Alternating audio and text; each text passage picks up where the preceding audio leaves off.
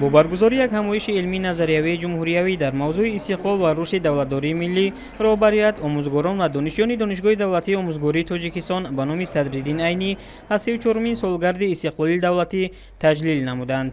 قبل از آغاز چورابینی دانه، رهبریت و مهمانان از نمایش دستاوردهای دانشگاه که در دوران صاحب استقلالی خیلی زیادند و آثارخانه مؤسسه دیدن نمودند. محض در همین دوره مقام دانشگاه آموزگاری در سطح بین‌المللی بالا رفت.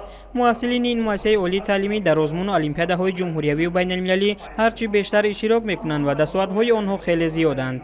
همایش علمی نظریوی جمهوریوی در موضوع استقلال و رشد دولتداری ملی را رکتور دانشگاه اهل‌دین عبادالله‌زاده افتتاح بخشیده ذکر نمود که استقلالیت دولتی والاترین و با ارزشترین دستاورد ملت تاجیک بوده، نشانه هویت و آزادی، افتخار و ناموس، رمز سعادت و شرط بقای ملت صاحب اختیار و صاحب دولت تاجیک می باشد. تاجیکستان محض به شرافت استقلالیت همچون عضو برابر حقوق جامعه جهانی اعتراف گردید و در خریطه سیاسی دنیا با همه مخصوصیت های دولتداری معاصر ارزی هستی نمود.